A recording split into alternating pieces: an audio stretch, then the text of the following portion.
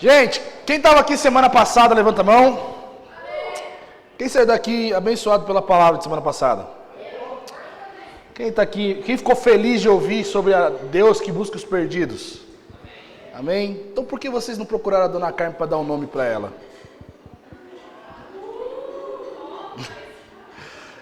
É sério, gente, com amor, carinho. Meu coração de pastor, ele vai se alegrar muito, muito mesmo, quando nós tivermos uma igreja que não só ouve o sermão de domingo, mas está praticando ele. E nós temos que ser intencionais. Essa série de pregações sobre igreja missional é uma série que está convidando a gente a sair. A gente precisa corresponder à mensagem que nós ouvimos. A gente precisa reagir àquilo que nós estamos ouvindo e dizendo que está concordando. Ah, isso é legal, amém. Tá, o que nós estamos fazendo com isso? Então eu queria convidar mais uma vez. Você sabe da necessidade da nossa cidade com pessoas vulneráveis que precisam de ouvir o Evangelho. Nós temos um projeto no bairro dos Carvalhos e no bairro do Cruzeiro do Sul, que a Dona Carmen lidera, e ela recebeu só uma pessoa na semana passada, depois da nossa pregação, para ser voluntário. Sabe, eu não quero que talvez... Eu queria que a nossa igreja inteira se mobilizasse nesse sentido, mas se talvez não tenha disponibilidade, que pessoas que pelo menos que estão correspondendo ao Evangelho, correspondendo à mensagem do púlpito, seja intencional. Procure ela hoje no final do culto, dê seu nome, porque no dia 19 de abril, nós que vamos fazer um culto lá. Então, se programe para isso. Amém? Eu queria que você abrisse sua Bíblia comigo em Isaías capítulo 61.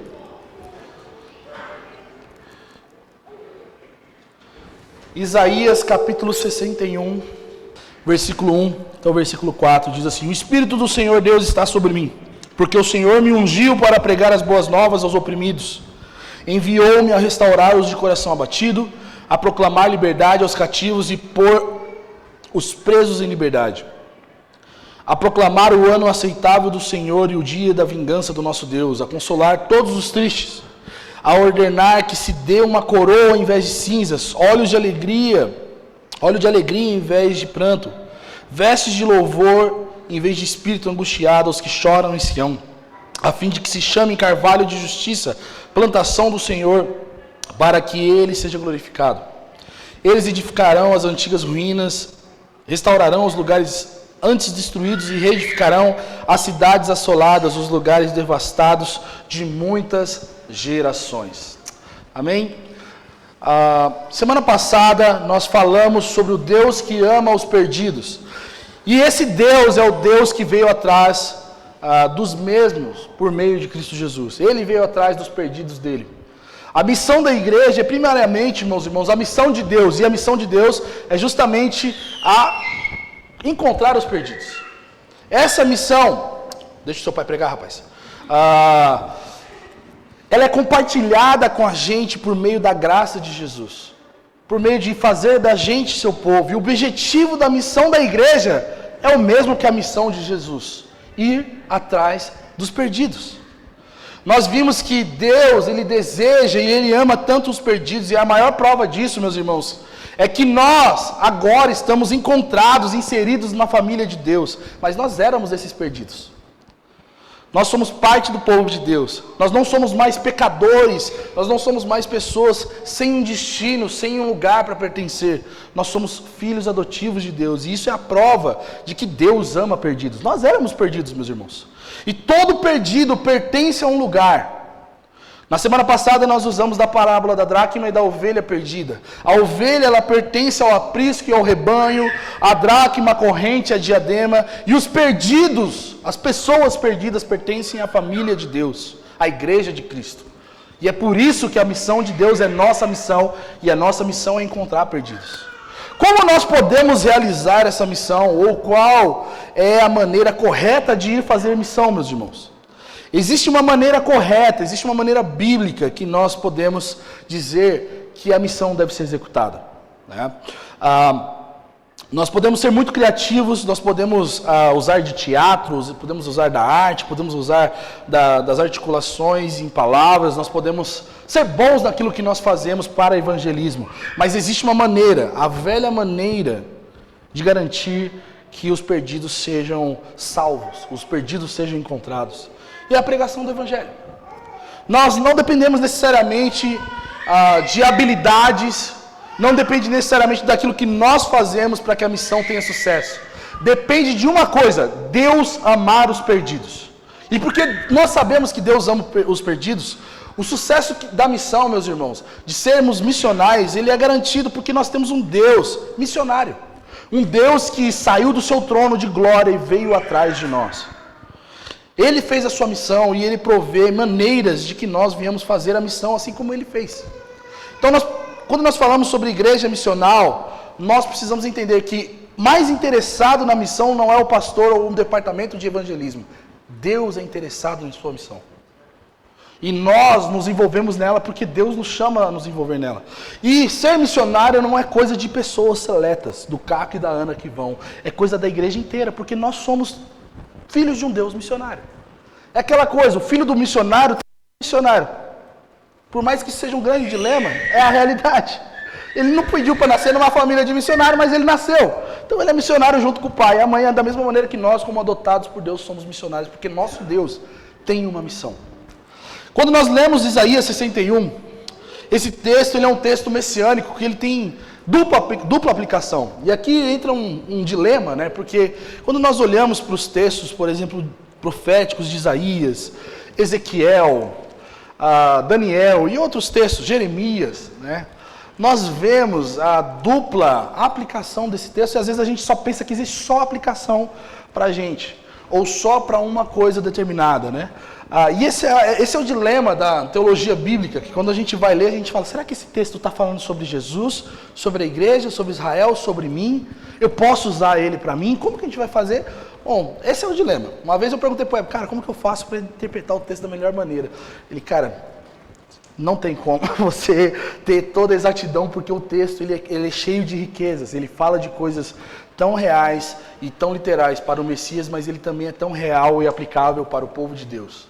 E esse texto é justamente sobre isso. Ele fala da primeira vinda do Messias, que veio para salvar os perdidos. Ele veio para que os perdidos sejam inseridos na família de Deus, mas também fala da segunda vinda do Messias, onde o Messias ele vai vingar os perdidos que foram encontrados por ele. Porque uma vez esses perdidos eles eram cativos por algo e por alguém, e foram oprimidos por coisas, por pessoas, e no dia da segunda vinda, o Messias, ele vai fazer justiça para todos aqueles que foram oprimidos na terra. Fala sobre proclamação de bondade que o Messias teria, mas também fala da vingança que ele vai executar. E eu queria que nós nos atentássemos, esse texto nós lemos uma pequena porção, mas a intencionalidade de eu falar sobre esse texto nessa manhã é dizer que nosso Deus, ele é um Deus missionário, e a prova disso é que ele nos dá um espírito para que nós sejamos missionários. E o que prova isso? O texto no versículo 1 diz que o Espírito do Senhor está sobre mim, porque o Senhor me ungiu para pregar as boas novas. O Espírito de Deus, ele é aquele que movimenta, ele é aquele que faz com que nós venhamos pregar o Evangelho. O Espírito de Deus estava sobre o Messias para que ele pregasse o Evangelho. O Espírito do Senhor é a força da missão. Muitas vezes nós achamos que a força da missão está num projeto social, nós achamos que a força da missão está em construir uma boa igreja em algum lugar, a força da missão está em um grupo bom de teatro, em um grupo bom de pregadores, uma banda boa. Não, o texto está dizendo para nós que o Espírito do Senhor está sobre mim, porque Ele me ungiu para pregar as boas novas. O Espírito do Senhor e a unção do Senhor sobre o ungido, meus irmãos, tem a mesma conotação do êxodo de Deus. Por quê? Quando nós vamos falar sobre a palavra que aparece aqui no contexto do Senhor, é a palavra Jeová, o nome do nosso Deus.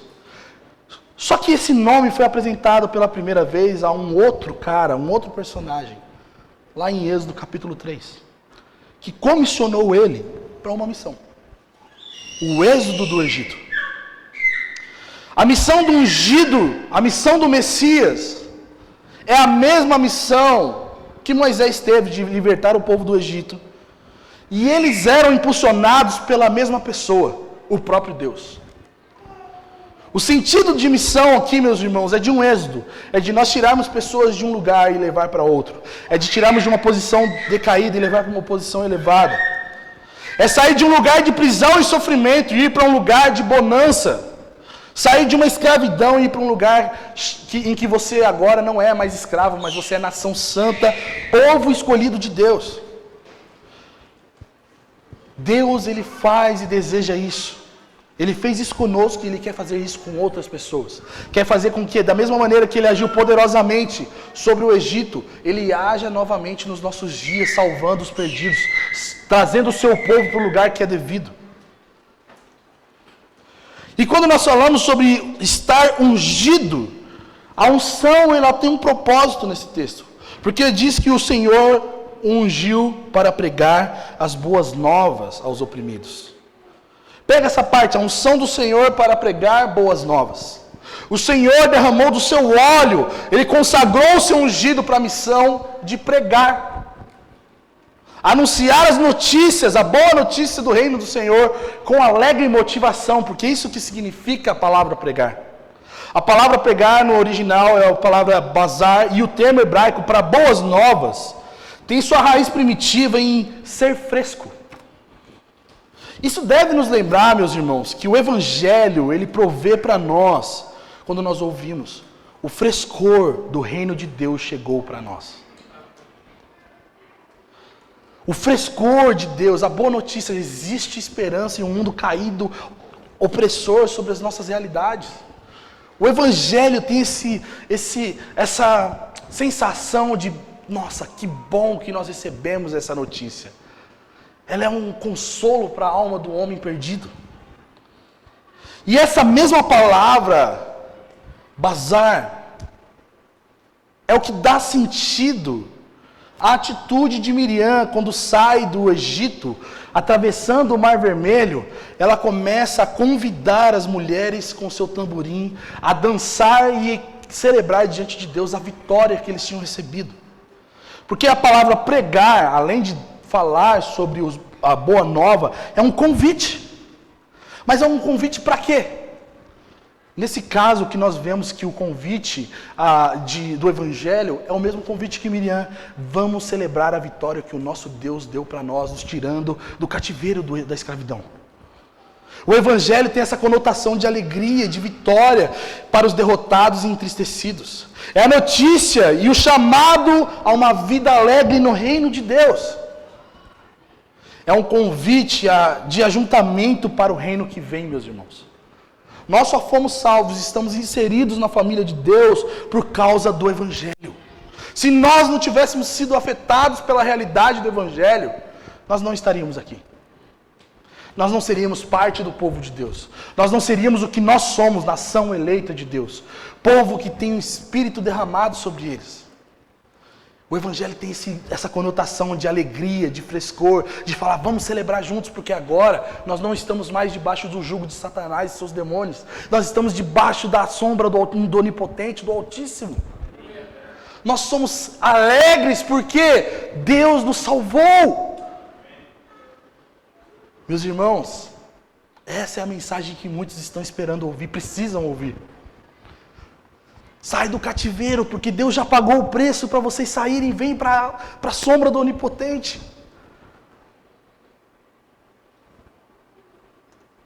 E o texto continua nos mostrando um público-alvo. Quem é o público-alvo do Evangelho? Para quem é a missão de Deus? Nós ouvimos na semana passada que Deus ama os perdidos. De que Deus, Ele está atrás daqueles que estão nos lugares mais estranhos e escuros.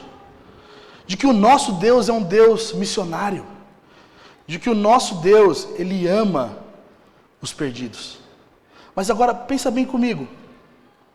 O texto vai continuar dizendo para nós, no versículo 1 mesmo, que O Messias, ele foi enviado a restaurar os de coração abatido, a proclamar a liberdade aos cativos, a pôr os presos em liberdade. Gente, aqui a gente está falando de gente complicada. O público-alvo da missão, o público-alvo do Evangelho, não é gente que a gente gosta, é gente que Deus gosta. É gente que Deus tem negócio, não é gente que a gente normalmente tem simpatia ou empatia. É gente que a gente não sabe nem um pouco da realidade que ela viveu. Mas o Evangelho, ele deve ser pregado para essas pessoas. Porque nós somos pessoas assim também.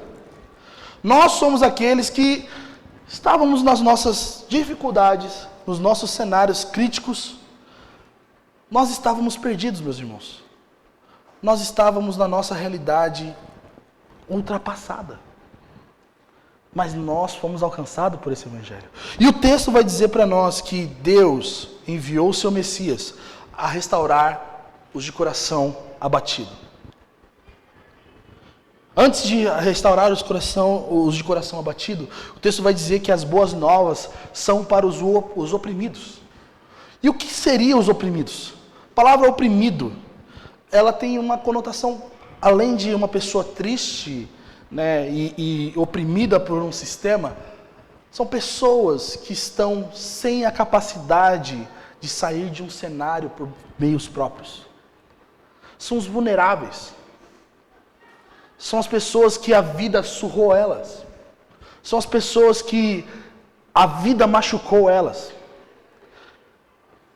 Aquelas pessoas que você fala, cara, como essa pessoa, esse é um sobrevivente. Sabe aquele sobrevivente que você conhece? Essa pessoa é o público-alvo do Evangelho, porque ela é uma pessoa oprimida pela vida e pelo pecado. Esse é o primeiro contexto. O Evangelho é para pessoas machucadas, meus irmãos. O Evangelho é remédio, ele não é estabilidade.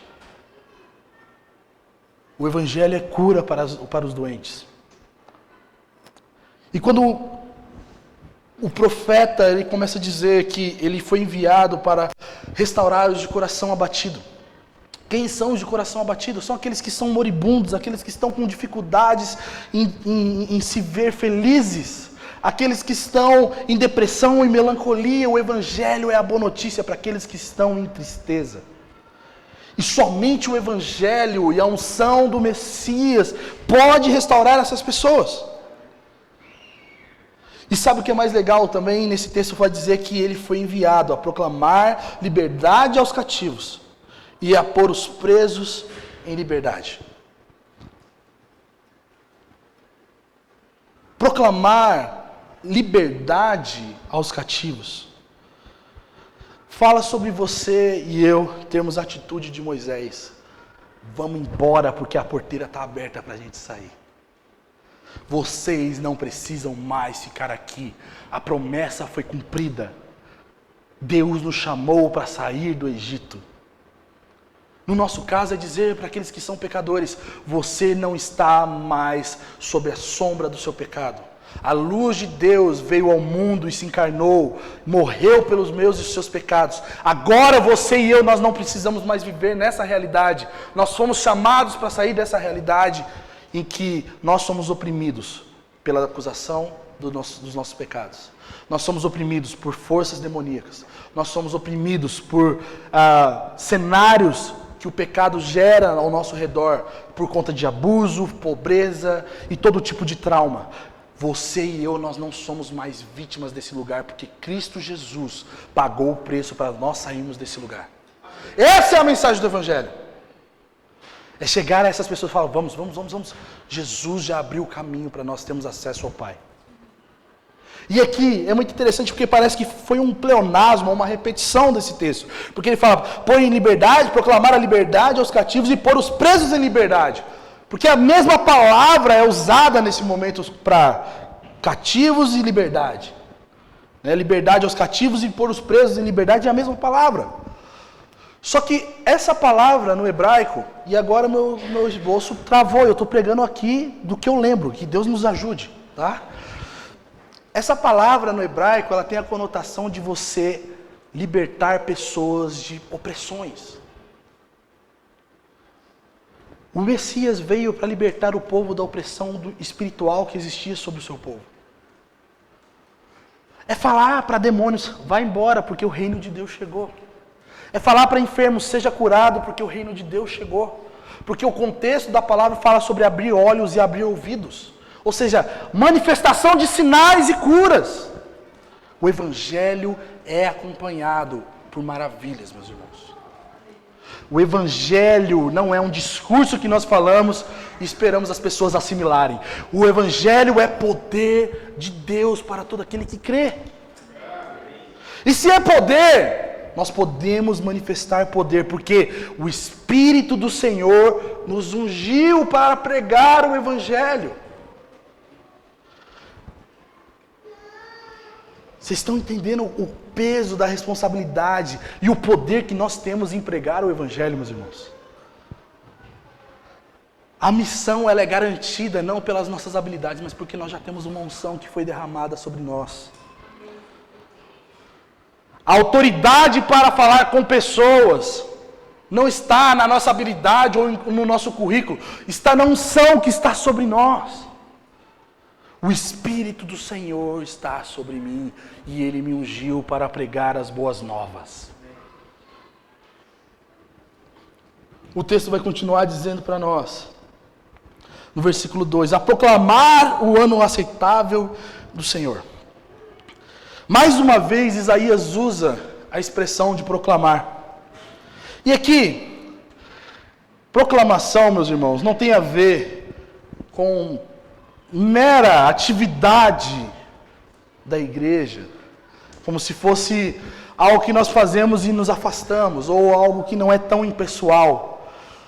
Proclamação é chamar pessoas pelo seu próprio nome. É falar em voz alta para que pessoas ouçam mesmo. É convocar pessoas a saírem do seu lugar e irem para outro. Você já parou para pensar por quê? Quando Jesus ele chama Mateus, Mateus vem e segue-me, imediatamente Mateus o segue. Porque Jesus expressou a boa notícia no chamado de Mateus. Mateus, eu tenho uma novidade para você. Você não é mais inimigo da pátria e nem amigo de pecadores. Você não é rejeitado pela sua família. Você não é rejeitado pela sua pátria. Você é aceito por Deus. Segue-me. Imediatamente ele o seguiu. Essa é a realidade de proclamação, é nós chamarmos os perdidos para serem seguidores de Jesus. É falar, meus irmãos, com clareza. É ter coerência nas nossas palavras. Ter coerência e clareza daquilo que nós estamos fazendo, que é achar perdidos de Deus. O Messias, ele tinha essa missão de falar em alta voz a boa notícia do ano favorável do Senhor, porque diz aqui que ele veio para proclamar o ano aceitável do Senhor. Quando nós falamos sobre o ano favorável, o ano aceitável, nós estamos dizendo que Jesus veio, meus irmãos, para proclamar para aqueles que estão em dívidas, que agora eles não têm mais dívida nenhuma com ninguém. Quem precisava disso, né? Muitos de nós. O ano favorável aqui do texto, o ano aceitável, é o que nós conhecemos como jubileu. O ano favorável é aquele que os escravos já não são mais obrigados a servirem ao seu senhor, porque eles já pagaram tempo suficiente para servir. Jesus, ele veio justamente para promover essa libertação de dívidas, de peso, da realidade de serem escravos.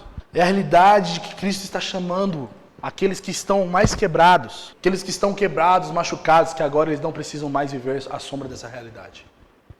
Esse é o ano favorável do Senhor. O ano favorável era possível porque o Senhor, o favor do Senhor estava estendido a todo aquele que se aproximasse dele, meus irmãos. O Messias tinha que proclamar isso a todos aqueles que se achegassem a ele. Agora vocês não têm mais dívidas com Deus. Vocês não têm mais culpas a serem tratadas com Deus, porque eu cheguei e estou anunciando a vocês. Vocês estão perdoados em Deus. Só que também o texto diz para nós que ele foi ungido para proclamar o dia da vingança do nosso Deus. E é interessante que quando Jesus, na sua primeira aparição em seu ministério público, ele, em Lucas 4 vai dizer que ele pega o rolo de Isaías e ele lê até essa parte. A proclamar o ano aceitável do Senhor. Fecha o rolo e fala, hoje cumpriu-se essa profecia. A realidade, meus irmãos, que a primeira vinda de Jesus, ela cumpre total essa realidade da profecia. Por quê? Porque agora os homens não precisam barganhar perdão com Deus. Cristo é o perdão que eles precisam. E Cristo foi dado por nós. Cristo foi dado a nós. Só que existe uma segunda parte, que ainda não se cumpriu. A proclamação do dia da vingança do nosso Deus é muito importante porque ela é parte da mensagem do Evangelho. Nós estamos falando aqui do que nós proclamamos. O ano aceitável do Senhor. É que Deus já perdoou os pecados que ninguém poderia perdoar. E que um dia Ele vingará os ímpios. É o Evangelho completo. Se eu e você, nós formos para a rua, pregar o Evangelho, e nós omitirmos uma dessas partes, nós estamos falhando na pregação do Evangelho. Nós não estamos dizendo o Evangelho completo. Nós fomos chamados à mensagem do Evangelho, à proclamação da mensagem do Evangelho, a falar em voz alta para a Varginha que nós temos um Deus que os perdoou. Mas nós somos chamados também a dizer, nós temos um Deus que é justo juiz e julgará os ímpios segundo as suas obras. A vingança do nosso Deus, meus irmãos, será executada no dia do Senhor, no dia dele. Essa vingança vem ao encontro dos inimigos, que serão punidos por esse Deus. E vem também de encontro aos eleitos, aos salvos. Por quê? Porque é nesse dia que nós veremos a nossa vingança sendo dada àqueles que nos ofenderam. Lembre-se que Paulo vai dizer, do Senhor é a vingança. Por isso que nós não deveríamos nos irar. É porque Paulo está falando que existe uma promessa de vingança. E ela será executada não por nós, mas pelo Deus Todo-Poderoso. E as pessoas precisam urgentemente saber disso, meus irmãos. Os perdidos não sabem dessa realidade. Os perdidos não sabem que Deus os ama, mas também não sabem que Deus é um justo juiz. E o Evangelho os apresenta essas duas facetas de Deus. Ele vem de encontro, a vingança do Senhor vem de encontro aos eleitos para vingar aqueles que um dia foram oprimidos pelos inimigos de Deus. Perseguidos, mártires, aqueles que sofreram prejuízo por serem parte da família de Deus. Um dia, todos os homens que fizeram mal ao povo de Deus serão punidos pelo próprio Deus. E isso é Evangelho. O Messias tinha como missão, por meio da proclamação, anunciar o fim da tristeza, porque o dia da vingança, meus irmãos, tem essa conotação de que nós estaremos tristes até esse dia. Porque nós clamamos pela justiça de Deus. Nós somos inconformados com a injustiça. Nós somos inconformados em que o ímpio está prosperando por meios ilegais. Nós somos inconformados porque existe uma nação que é governada por um homem corrupto. Nós somos inconformados porque nós estamos debaixo de situações que são anti-Deus. Nós somos inconformados porque o mundo cada vez mais está se posicionando contra a realidade do reino de Deus. Mas nós não somos os executores da vingança. Ele é o executor da vingança. E porque Ele é o executor da vingança, toda essa inconformidade, toda essa tristeza acabará nesse dia. Por isso que a declaração, a proclamação do dia da vingança não deveria ser somente um peso, olha, Deus vai quebrar você, mas uma alegria, porque toda a tristeza, tudo aquilo que foi provocado em nossos corações de débito, um dia acabará no dia da vingança do nosso Deus. O Evangelho consiste, meus irmãos, em remover dos nossos corações o peso da tristeza, de alguém que não tem esperança, trocado pela esperança que toda tristeza um dia será exterminada pelo Senhor. É aquilo que nós nos agarramos, devemos nos agarrar quando o Apocalipse fala que naquele dia não haverá mais choro, não haverá mais pranto, não haverá mais tristeza, e Deus enxugará dos olhos toda lágrima. Essa é a mensagem que deve encher os nossos corações de esperança, e essa mensagem precisa ser proclamada, meus irmãos. Nós podemos andar tristes, nós podemos estar aflitos, podemos estar em pobreza, em miséria, mas há uma promessa e uma esperança maior do que essa tristeza que nós estamos vivendo. E essa tristeza já não deveria ser mais tão grande assim, que tomasse o espaço todo do nosso coração. E sabe por quê? Porque nós sabemos que o Senhor está sendo favorável a nós. E mais à frente, logo logo, Ele completamente acabará com tudo isso. Essa proclamação deve ser feita por meio dos que são ungidos do Senhor. A terceira coisa que nós vemos no texto, no versículo 3, diz que o Messias veio para ordenar que se dê uma coroa em vez de cinzas. Óleo de alegria em vez de pranto, veste de louvor em vez de um espírito angustiado aos que choram em Sião. A fim de que se chamem carvalho de justiça, plantação do Senhor, para que Ele seja glorificado. Sabe, o versículo 3 fala sobre a restauração que o Evangelho promove nas pessoas. O texto, ele apresenta justamente uma exata substituição. Em vez de cinzas, uma coroa. Em vez de tristeza e pranto, óleo de alegria. Jesus, ele veio justamente para substituir as coisas ruins e inapropriadas no reino dele para coisas novas, coisas nobres, coisas apropriadas para um povo que foi liberto do cativeiro. Sabe qual que foi o maior problema de Moisés no êxodo do Egito? Não foi tirar o povo do Egito, mas foi tirar o coração do povo do Egito. E a realidade do reino de Deus é um convite para isso, não somente sair de um lugar e vir para a igreja, mas tirar tudo aquilo que os falsos ídolos ocuparam no nosso coração, para uma realidade real do reino de Deus. Quando eu falo real, de realeza, nobreza, o reino de Deus é nobre, meus irmãos. Mesmo que nós sejamos medíocres, plebeus diante desse reino, o Senhor nos fez se assentar na sua mesa. O Senhor nos chamou para esse reino. Agora nós não devemos ser vistos somente como mera pessoa pecadora, embora continuemos sendo. Os olhos de Deus não olham para a gente mais dessa forma. E é por isso que ele fala sobre uma ordem de dar coroa ao invés de cinzas. Remova o luto, porque agora é hora de alegria. Remova toda a tristeza, porque agora é hora de júbilo. Deus é aquele que substitui a ferida pela cura, meus irmãos. Ele troca o pranto do luto, Ele troca as lágrimas e choros por óleo de alegria. E aqui quando a gente fala sobre óleo de alegria, nós estamos falando de vida nova e cheia de júbilo. Muitas vezes,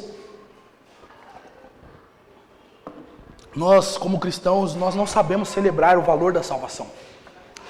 E é muito importante nós orarmos como o salmista que diz, dá-me a alegria da sua salvação.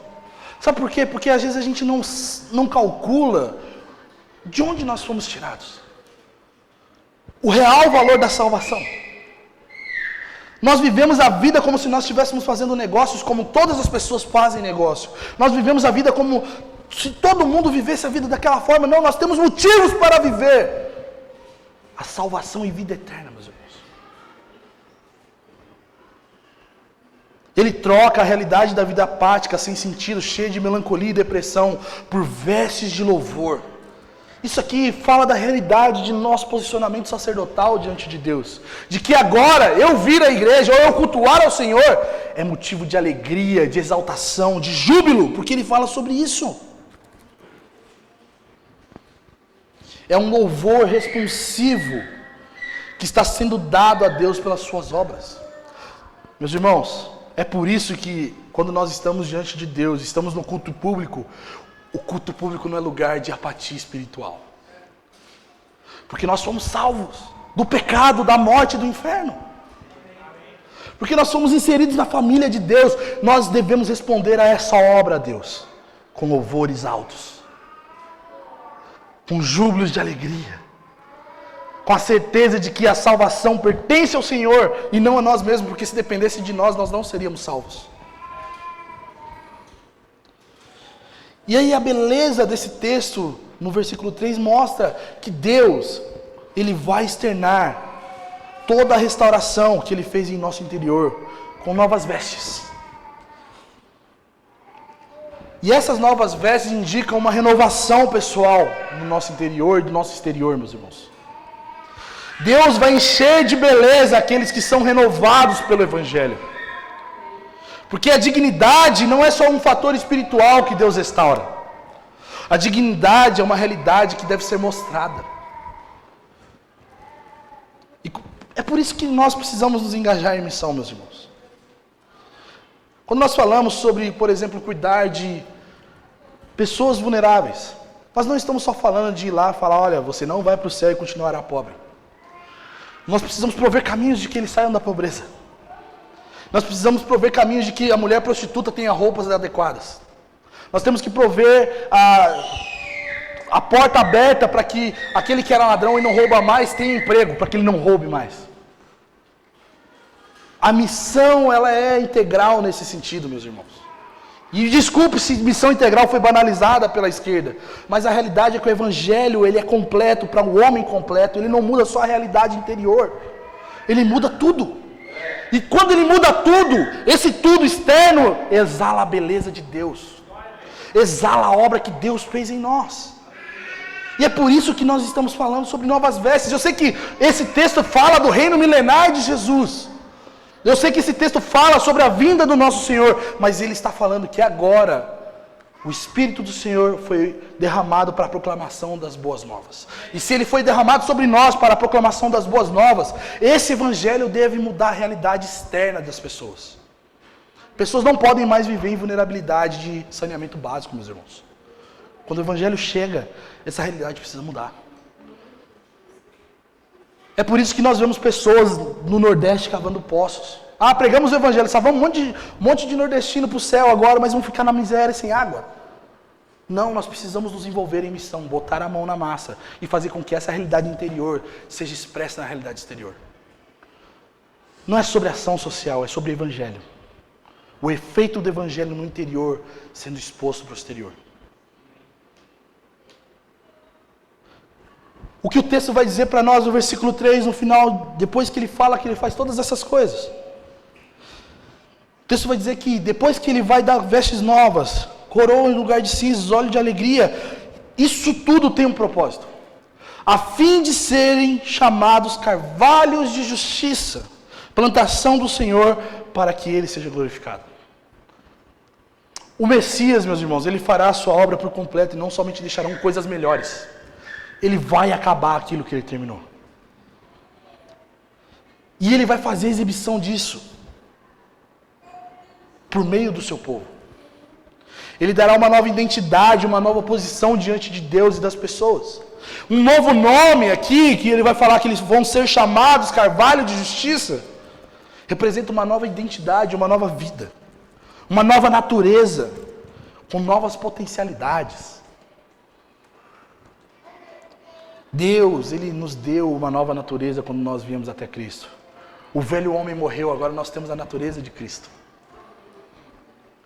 Carvalhos aqui, porque é muito interessante. Por que carvalhos de justiça? Carvalhos são cheios de grandeza. É uma árvore muito grande, forte. Tem uma grande durabilidade. Tem beleza e nobreza no carvalho, meus irmãos. Quem construía sua casa de carvalho era alguém extremamente rico e nobre. E é por isso que Deus está falando que eles serão riqueza, minha propriedade.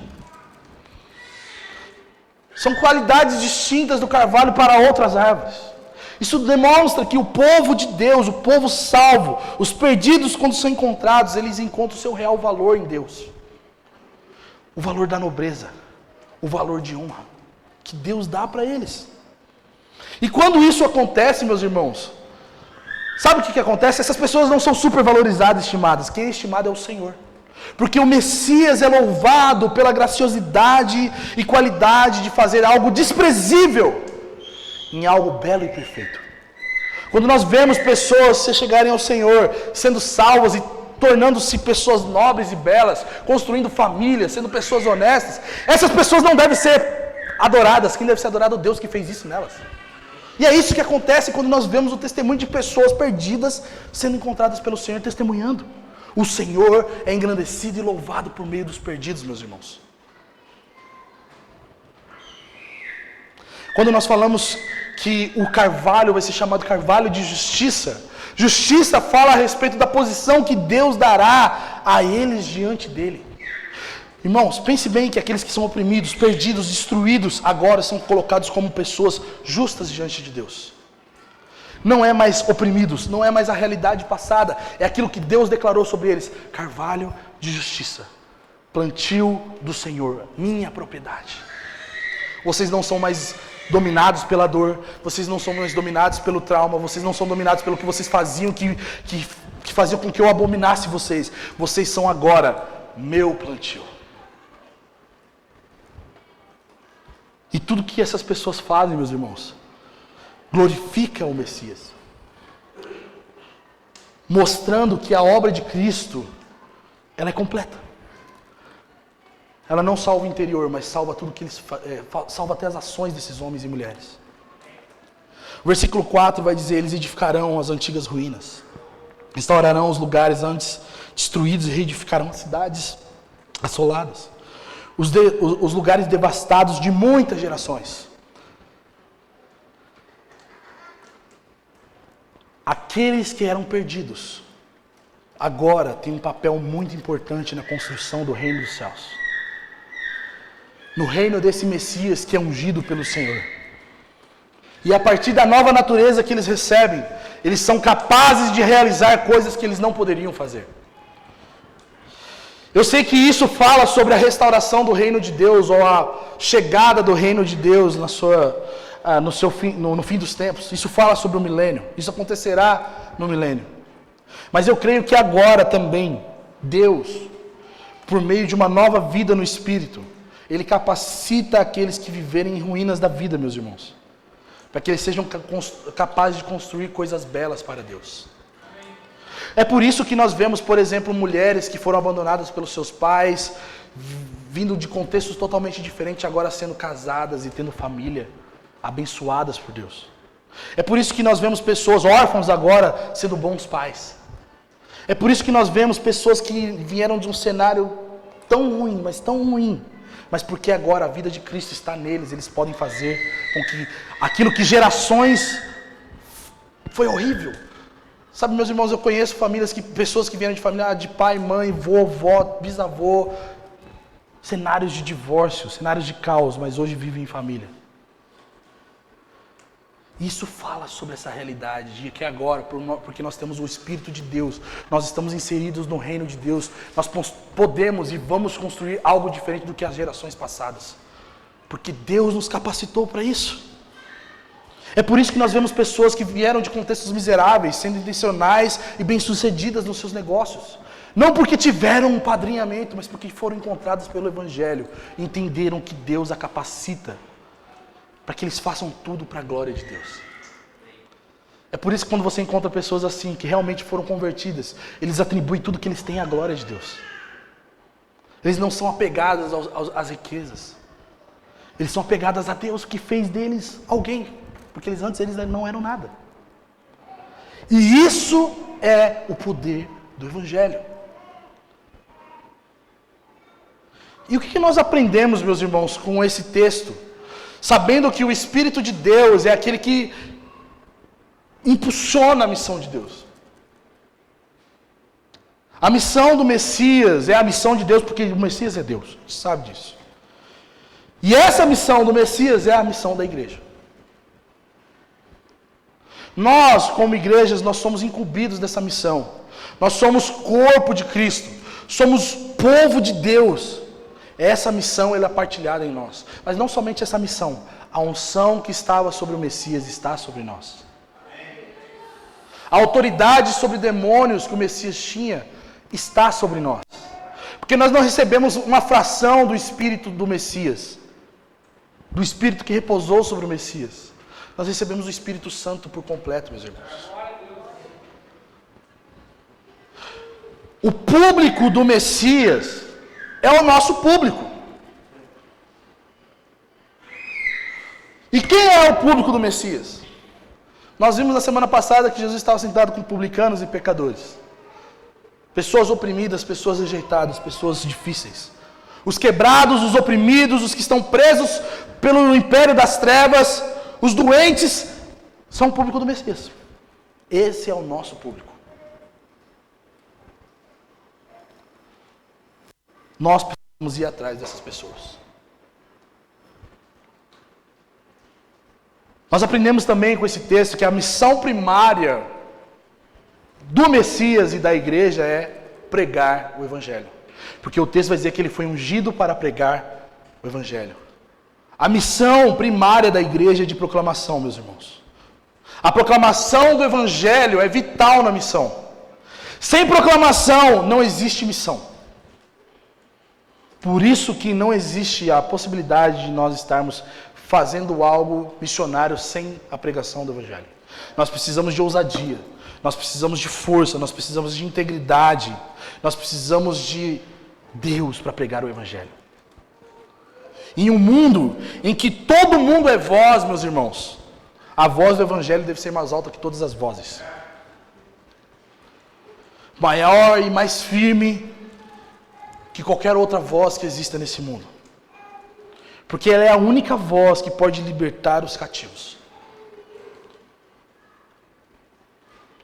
E a última coisa que eu quero dizer para vocês é que o sucesso da missão, meus irmãos, não está na nossa capacidade.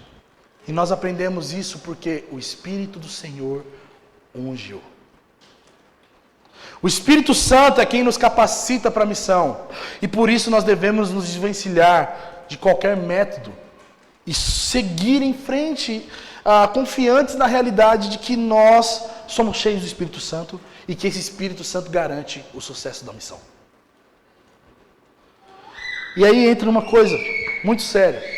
Muitos de nós não evangelizamos, nós não pregamos o Evangelho porque nós temos medo.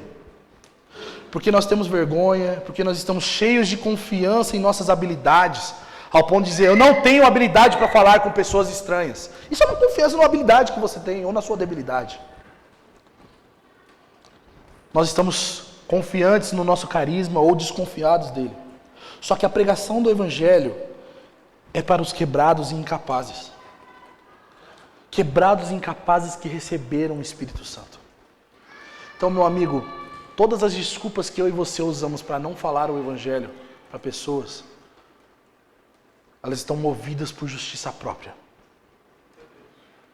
Elas estão movidas pela idolatria do seu ego. E não por causa do Espírito. O Espírito do Senhor nos ungiu para pregar as boas novas. Não é, eu tenho habilidade de comunicação, por isso pregarei as boas novas. Eu tenho recurso e farei missões. Eu tenho isso. Não, o Espírito de Deus. Nós precisamos nessa manhã pedir poder do Espírito. Nós precisamos pedir poder do Espírito para a proclamação do Evangelho nessa cidade. Porque nós não vamos às ruas, nós não vamos ao bairro dos Carvalhos, nós não vamos aos lugares de vulnerabilidade nessa cidade por meio da nossa força, por meio da nossa expressão. Nós devemos ir porque o Espírito do Senhor nos ungiu para pregar o Evangelho.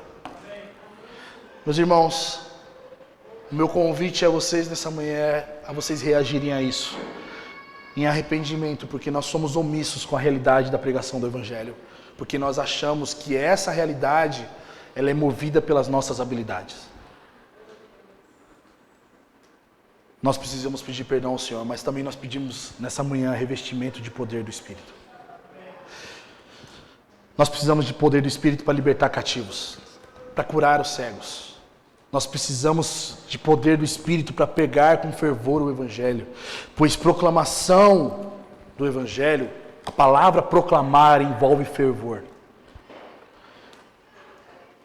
Nós precisamos estar cheios do fogo e da paixão por Jesus. Nós precisamos de um coração inclinados a Deus nessa manhã. Fique de pé no seu lugar.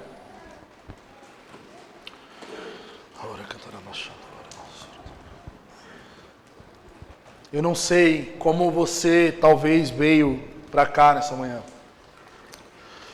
Mas não somente hoje, mas nos próximos cultos da sua vida. Venha com expectativa do que Deus pode fazer e vai fazer nesse lugar com você. Corresponda ao chamado de Deus hoje e aos próximos cultos da sua vida, porque isso é uma resposta a Deus da obra que Ele realizou em nós, de que nós agora somos salvos. E como parte dessa resposta, se você entende que Deus está te chamando por meio dessa pregação a se comprometer a pregar o Evangelho, não importa como você vai falar, não importa se você fala alto ou se você fala baixo, se você tem medo de escuro, se você tem medo, não importa. O Espírito do Senhor está sobre nós. Se você quer corresponder a essa palavra, firmando um compromisso de pregação do Evangelho, ousadamente, orar por enfermos para que eles sejam curados, olhar para pessoas que são cativas por demônios e falar: seja liberto agora em nome de Jesus. Sai do seu lugar e vem aqui à frente para nós orarmos juntos.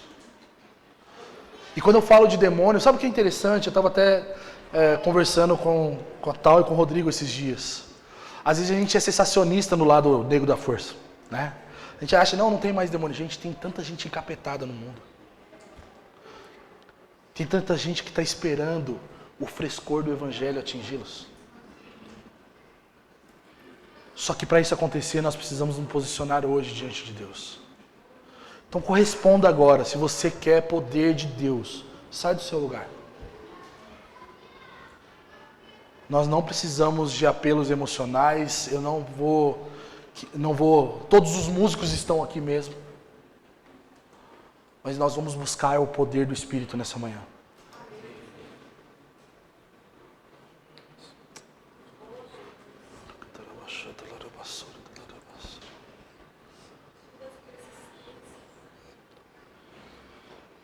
Comece a orar, pedir perdão ao Senhor pela apatia em relação aos perdidos, meus irmãos. Ore no seu lugar agora. Eu não vou conduzir essa oração. Mas não somente isso, comece a pedir poder de Deus, porque quando nós pedimos, Ele dá. Quando nós batemos a porta, Ele abre a porta.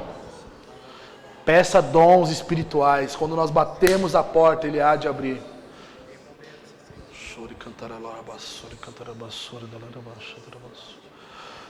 Espírito de poder, nós te pedimos, batiza-nos nessa manhã, Senhor.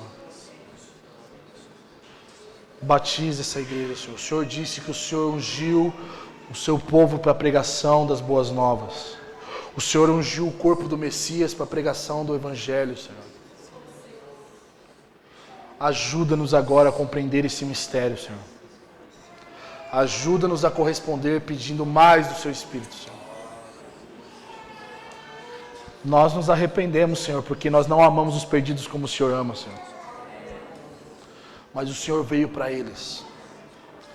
O Senhor veio para eles e o Senhor nos inseriu na sua realidade e nós também viemos para eles, Senhor. Enche essa sala de temor de Deus agora, Senhor.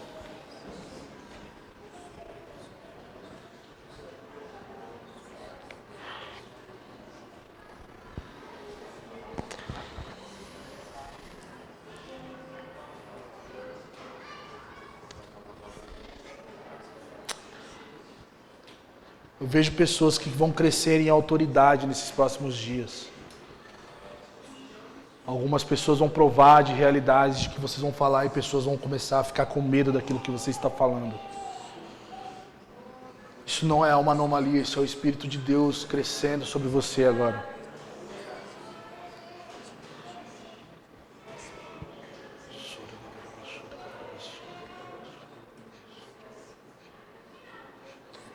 Ajuda-nos, Senhor, ajuda-nos, nos dá fé, Senhor. Nos dá fé, Senhor.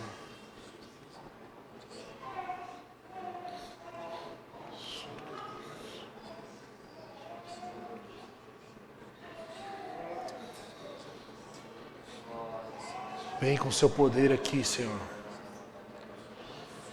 Vem com o seu poder sobre essa sala, Senhor. Inunda essa sala, Senhor.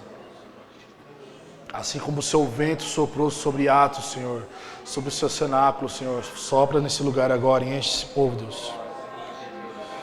Enche esse povo com seu Espírito, Senhor. Enche, Deus, enche com mais de Ti, Senhor.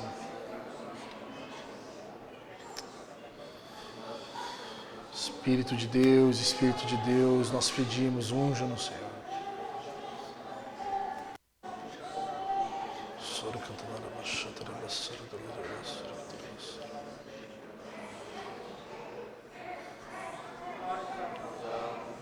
Manifeste sinais da sua presença aqui nessa sala agora, Senhor.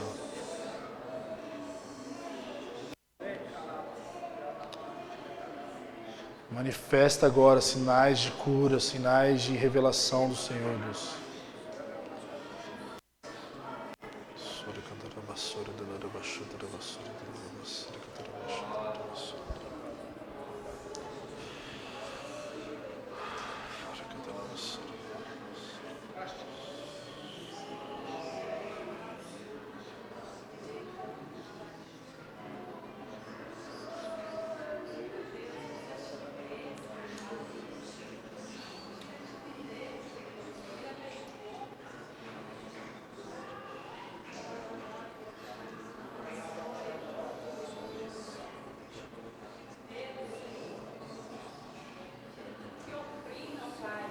Espírito de Deus, vem.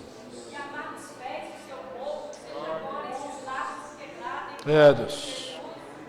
Em nome de Jesus, tudo que ata as mãos, vai soltando em nome de Jesus. Vem, Espírito. Em nome de Jesus, que seja real, Senhor, que o sangue de Jesus já fez por nós. É, Deus.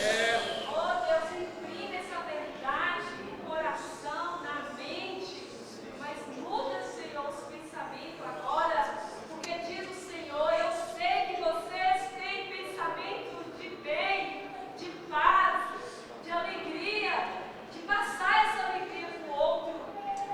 Consagrai-vos, consagrai-vos. É, Deus.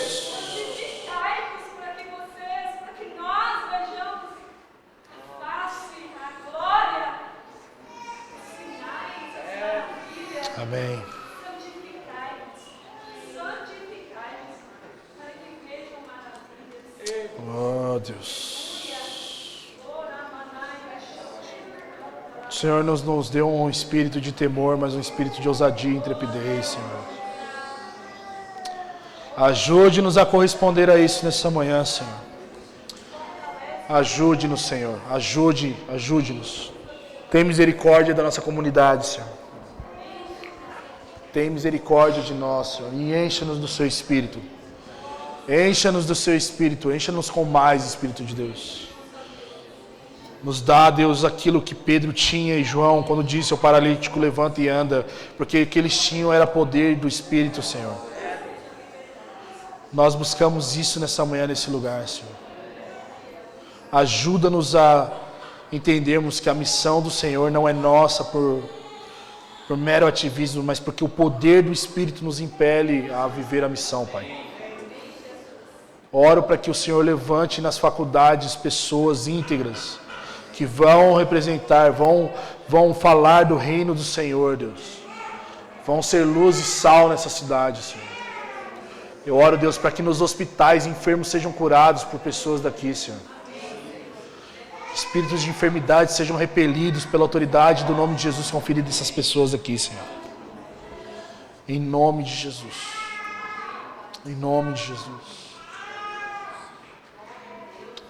Eu quero que você saia daqui intencionalmente procurando pessoas a pregar o Evangelho. Eles precisam estar inseridos na família de Deus. Os perdidos têm um lugar em Deus, meus irmãos.